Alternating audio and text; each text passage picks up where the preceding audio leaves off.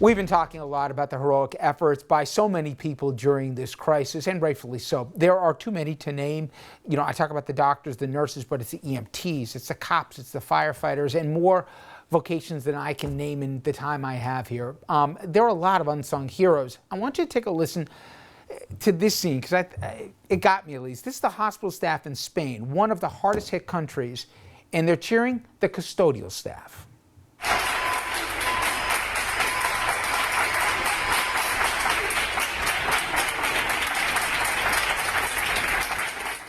In New York City, firefighters who have been decimated by this disease as well, a huge chunk laid up here having tested positive. They, and you remember back to 9/11 when we all rightfully stood for the firefighters, well, they cheered on the doctors at New York Presbyterian Hospital in Manhattan.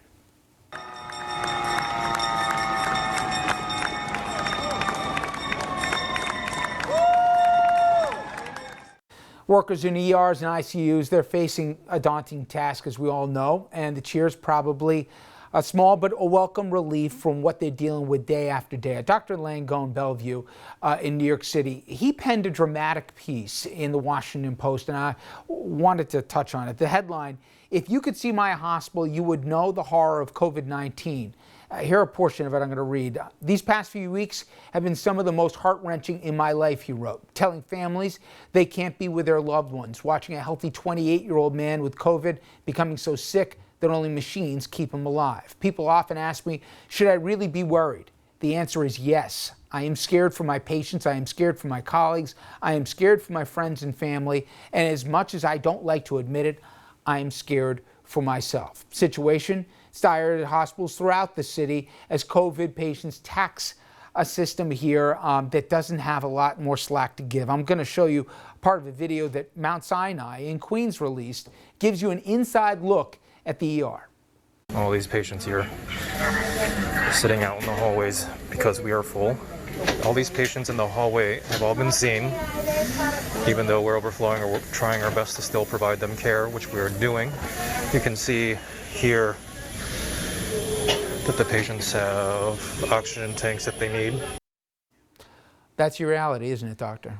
It really is, and it is scary walking into that ER every day and seeing just twice the number of patients that are supposed to be there, sitting in hallways, looking very sick.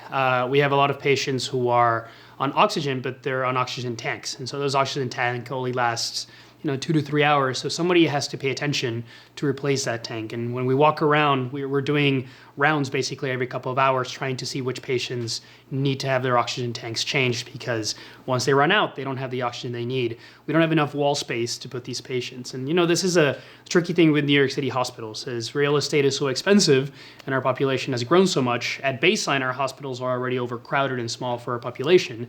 And when you add this amount of patients that are coming in with coronavirus, it just makes the situation much worse. I'm curious. You're a young guy. I remembered when I had that head of hair. And you're already at this stage in your career. I hope you'll never see anything like this. I hope in my lifetime I'll never see anything like this again. But yet, I see there was an East Orange doctor, his first ER doctor to lose his life from COVID. And I don't believe he'll be the last. We've seen RNs die. We've seen a nurse tech who also died at Newark Hospital. I know you guys believe it. It's not just words, that this is what you will do. And I hear when people go home sometimes, they think about getting back and doing another shift because you're in it. But are you also scared about where this goes? In terms of, you don't see the end. No one can see where the end of this is. I think that's what's scary the most for me, is the uncertainty, right? I think as physicians, or especially as ER physicians, we are trained to sort of take care of sick patients. This is what we do, right? What we do is we take care of the unexpected, the patients who come in crashing, running the resuscitation. So as far as seeing the sick patients, this is something we are used to. What I think people are afraid of is that we don't really know where this is going or who's going to get sick. We're seeing, like that physician said on the Washington Post article, that we're seeing young people get sick, and we're seeing doctors die and nurses die. And I think a lot of people are scared people who work in the hospital are scared for their families, scared for their colleagues, and scared that, if we do run out of PPE, or if this blows up even more than it is now, that at that point, we're going to lose a lot more people on the front lines. We've seen, and I want to be clear, I'm sitting from some television studios, so what do I know? But it seems to me that there is, I'm not saying an equal, but two different schools of vocalization what's going on. Some doctors who I've seen say, listen, I'm going to get it, and I hope when I get it, I get through it so I can get right back in the ER. And others are saying, wait a minute, you're not even giving me the tools to protect myself potentially at other hospitals, maybe not your own. I didn't sign up for this. You're human too.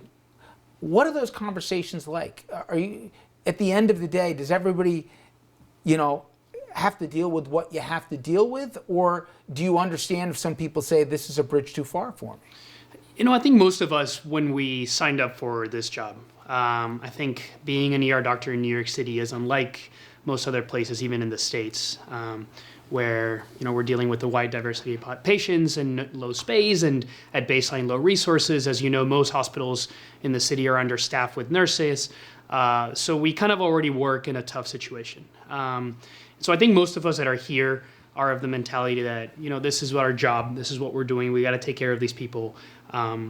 But there is the fear, right? There is the fear that we are bringing this home to our families and to our friends and even to ourselves. Luckily, I'm on the younger side, I'm healthy, and so if I get it, chances are I'll probably be okay. I don't know that for a fact, right? But if I get it and I continue to work without knowing, then I might give it to other patients or other providers who are sick. So that's what I get worried about.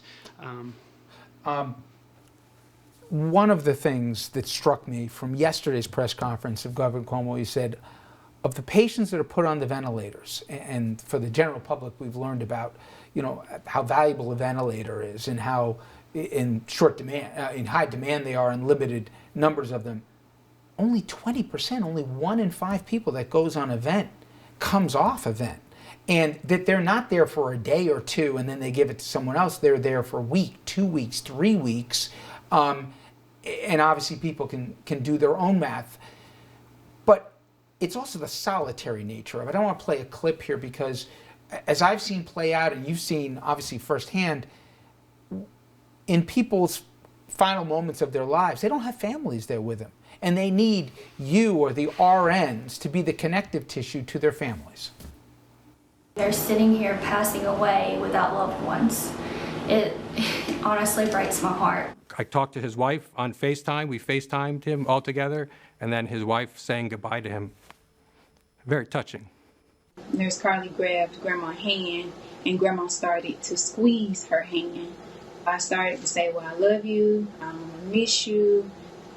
Nurse Carly is amazing. The world needs tons of Nurse Carlys. This isn't just a trauma that somebody's coming in from a car crash. A lot of these patients, you're their only connective. You get to know them, and I would imagine difficultly when they don't make it, you're the last person that has to connect the families. How hard is that? This has honestly been the hardest part of this outbreak for me, is that these patients are all alone. And in New York City, we have a lot of patients who speak no English. And so when we have these patients come in, they can't communicate with anybody. They have no family members there because of our policy of no visitors. And so these patients are the most isolated. Older patients who have some form of dementia, who can't really communicate with us either, who don't really understand what's going on around them, and will usually have a family member or at least an aide that can help them sort of understand that they're in the emergency department. And so the human aspect of this in the emergency department has been what has hit me the most. And holding a patient's hand, explaining to them they're going to get intubated, and letting them call their family member for a couple of minutes before we do it, just so that they can hear their voice, maybe for one last time, right? And that's what really kind of tugs at your heartstrings when you're working there every day.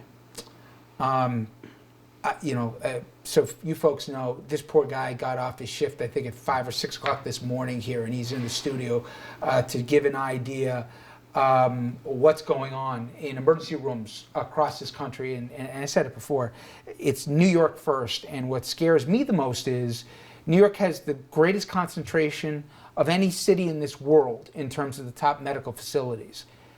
There are places in this country, rural facilities, that don't even have a ventilator or an ICU that you wouldn't recognize.